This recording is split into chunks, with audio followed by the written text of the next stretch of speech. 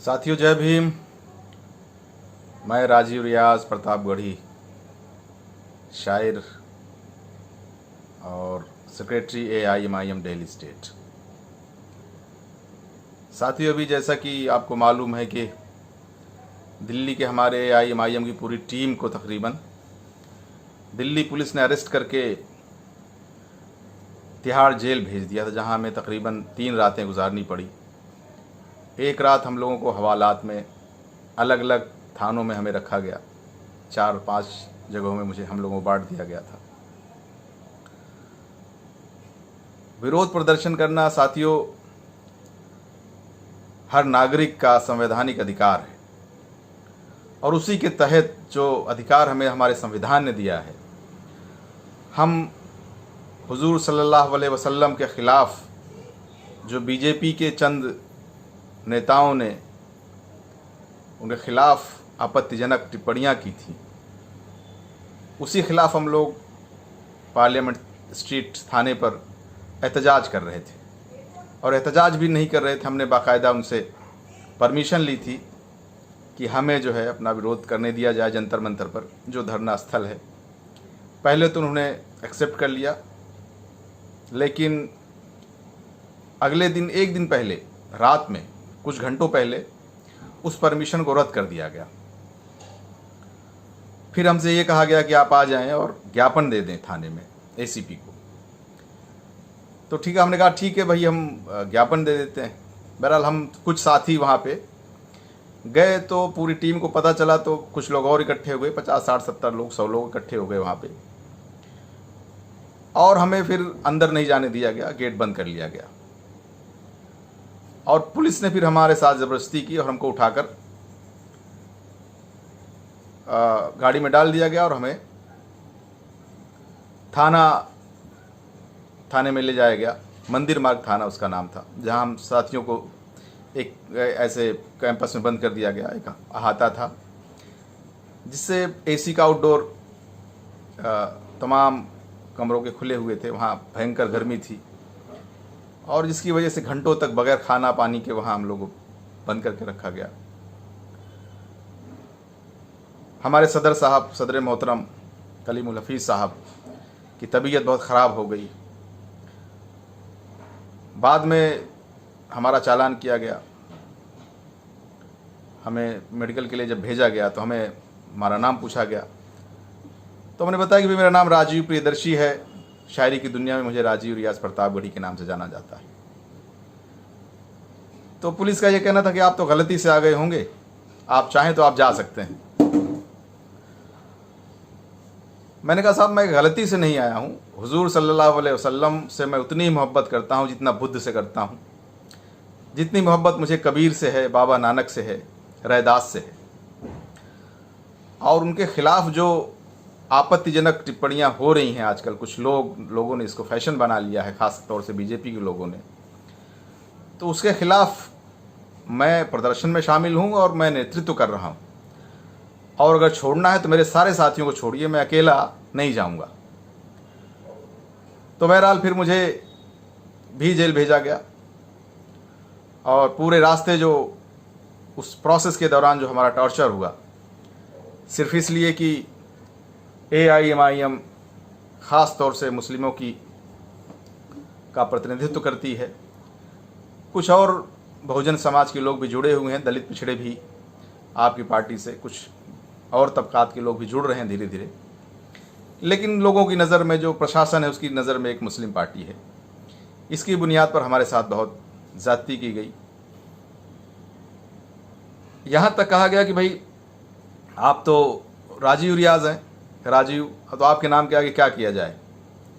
अब मोहम्मद लगा दिया जाए? आप तो हुजूर की नबी पाक सल्लल्लाहु अलैहि वसल्लम के लिए जेल जाना चाहते हैं, तो आपके नाम के आगे मोहम्मद लगा दिया जाए? तो मैंने कहा मुझे तो उतनी ही अकीदत है नबी पाक सल्लल्लाहु अलैहि वसल्लम में जितनी बुद्ध में है, कबीर में है, नानक में है, रैदास में है।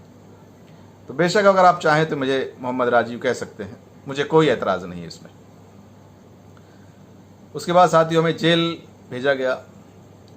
पूरे प्रोसेस के दौरान जेल अंदर तक जाने तक में हमारे साथ बहुत दुर्व्यवहार किया दिल्ली पुलिस ने। अंदर का माहौल अच्छा था, वहाँ के जो कैदी हजरात थे जो वहाँ बंद थे किसी न किसी वजह से, उन सब का रवैया हम लोगों के लिए बहुत अच्छा था। बहुत इस्तकबाल किया उन लोगों ने। कोई अपना कपड़ा दे रहा है, ज़ात धर्म मज़हब से हट के वहाँ के कैदियों ने हम लोगों का इस्तकबाल किया, अपने कपड़े दे दिए, खाना दे दिया, साबुन दे दिया, शैम्पू दे दिया, और हर तरह से, यहाँ तक कि एक कैदी ने कहा रियाज़ भाई हम आपके कपड़े धो देते हैं, एक ने ये कहा कि मैं आपके पैर दबा देता हूँ। इतनी मोहब्बतें हासिल हुई। हमने देखा कि वो वाकई एक हिंदुस्तान की नुमाइंदगी कर रही है तिहाड़ जेल। तो तिहाड़ जेल में हमने कभी ज़ात धर्म और मज़हब के नाम पर कभी किसी तरह का तशद्दुद नहीं देखा। लोग इन सब से हट के आपका किरदार, आपका जो अखलाक है उसकी बुनियाद पर आपसे पेश आ रहे थे, और वो जान रहे थे कि ये लोग कोई अपराधी नहीं है, ये किसी और वजह से जेल आए हुए हैं, तो इनके साथ उस तरह का सलूक किया जाना चाहिए। तो उस तरह की मोहब्बतें, यहाँ तक कि रात भर मुशायरा चला। आखिरी रात जब हमने गुजारी जेल में तो रात भर मुशायरा चला, और अगले दिन कैदियों ने गले लग लग के जो हमसे रोया है, उनके आंसू नहीं थम रहे थे, सभी ने नंबर लिया।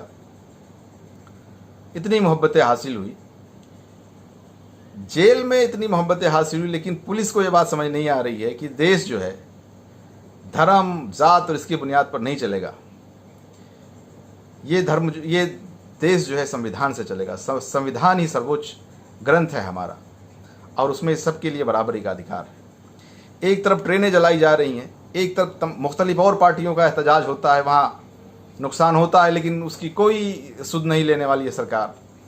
और वहीं AIMIM ज़रा सा कोई छोटा सा प्रदर्शन कर देती है तो हमारे लोगों को जेल में डाल दिया जाता है, हमारे साथ ज़्यादती की जाती है, हमारे साथ बहुत दुर्व्यवहार किया जाता है। यहाँ तक एक बात और भी बताना चाहता हूँ कि हम लोगों को ऐसे दुर्दांत लोगों के बीच में रखा गया। ज़्यादातर लोग हम लोगों में से पहली बार जेल गए थे, लेकिन हम लोगों को ऐसे दुर्दांत अपराधियों के बीच में, रिपीटर्स के बीच की जेल में हमें रखा गया, जहाँ कोई कभी भी हमारे ऊपर हमला हो सकता था। लेकिन हमारा ऐसा हुस्न अखलाक था कि लोगों से हमें मोहब्बतें हासिल हुई, वो सब हमारे दोस्त बन गए, हमारे साथ खाना खाने लग गए एक थाली में। तो बहरहाल मैं ये अर्ज़ करना चाहता हूँ कि सरकार जो ये दोहरा रवैया अपना रही है, ये बहुत ख़तरनाक है। ये पूरे देश को एक ऐसे गर्त में ले जाना चाहते हैं, नफ़रत के ऐसे गर्त में ले जाना चाहते हैं जहाँ से निकलने में बहुत एक अरसा लग जाएगा। ज़ात और धर्म के नाम पर इस देश में लोग कभी नहीं बटे रहे।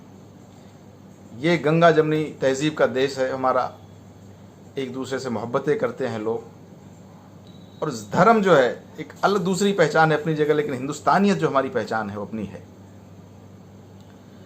और मैं दरख्वास्त करता हूँ अपनी सरकारों से, चाहे वो स्टेट की गवर्नमेंट हो चाहे सेंट्रल गवर्नमेंट हो, कि ज़ात धर्म से उठकर विनती कर रहा हूँ कि आप उठ जाएं और सबके साथ न्याय करें।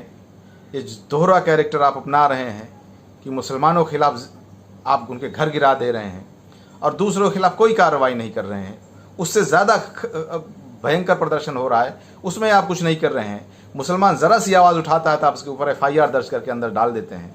राजीव रियाज ने उसको देखा है, बहुत करीब से भोगा है, इसलिए मुझे एहसास है कि अगर मेरी आवाज़ उन जालिमों तक पहुँचे जिन्होंने ऐसा किया है, तो अपने आप में सुधार लाएं, अपनी व्यवस्था में, अपनी सोच में सुधार लाएं, नहीं तो आने वाला वक्त जो है आपको माफ़ नहीं करेगा। इतिहास में आपको जो है एक जालिम की हैसियत से दर्ज किया जाएगा, और आने वाले नस्लें वक्त के साथ तहज़ीब, ज़बान, यहाँ तक कि मज़हब भी बदल जाता है, भाषाएं बदल जाती हैं, खाना बदल जाता है, लिबास बदल जाता है।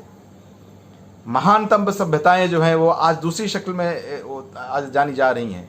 मिस्र की महानतम सभ्यता, इतनी बड़ी सभ्यता जो है, उसका नामो निशान मिट गया। आज वहाँ के लोग दूसरे मज़हब को मानने लग गए हैं। ईरान को आप देख लीजिए, खुद हिंदुस्तान को आप देख लीजिए, तमाम ममालिक दुनिया के आप देखिए कि एक वक्त के बाद वहाँ की तहज़ीब, ज़बान, मज़हब, पूजा पद्धति में वहाँ तब्दीली आती है। तो ये जीवन की जो धारा है, बहुत बड़े बड़े जालिमों ने इसको रोकने और बदलने और मोड़ने की कोशिश की, लेकिन कोई नहीं कर पाया, और आप भी नहीं कर पाएंगे, चाहे इतनी कोशिश कर लिए। कोशिश करके देख लीजिए। मैं आपसे सिर्फ इतनी दरख्वास्त करना चाहता हूँ कि आप बाज आएं और हर भारतीय से उसी तरह पेश आएं जिसी तरह से किसी एक के साथ पेश आते हैं, वरना आने वाला वक्त हो सकता है चंद लोगों पे आप जुल्म कर लें, लेकिन उसके बाद लगेगी आग तो आएंगे घर कई इज़्ज़त में। यहाँ पे सिर्फ हमारा मकान थोड़ी है।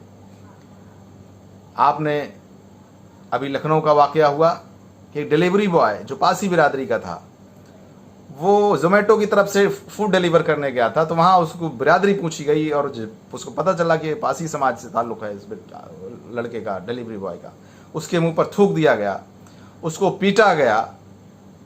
मूछ रखने पर राजस्थान में एक लड़के को मार दिया जाता है, गुजरात में घोड़ी चढ़ने पर एक दलित को मार दिया जाता है, यहीं पे यूपी में जो है शादी करता है एक नौजवान दलित जिसको घोड़ी चढ़ने से लोगों ने मना कर दिया, उसके बाद पीएसी लगाकर उसकी शादी करवाई जाती है। तो मैं सरकारों से अपील करना चाहता हूँ कि ज़ात और मज़हब की बुनियाद पर किसी तरह का तशद्दुद, किसी तरह का ये का जुल्म जो आप कर रहे हैं, इससे बाज आएँ, इस पर सख्त एक्शन लें, इसको रोकें, नहीं तो आने वाला वक्त आपको माफ़ नहीं करेगा। और राजीव रियाज़ की जहाँ तक बात है, आपके ख़िलाफ़ ज़ालिमों, तुम्हारे ख़िलाफ़ राजीव रियाज़ अपनी आवाज़ बुलंद करता रहेगा, चाहे जितनी बार मुझे जेल जाना पड़े, चाहे मुझे फांसी पर चढ़ना पड़े। बहुत शुक्रिया आपका। जय भीम।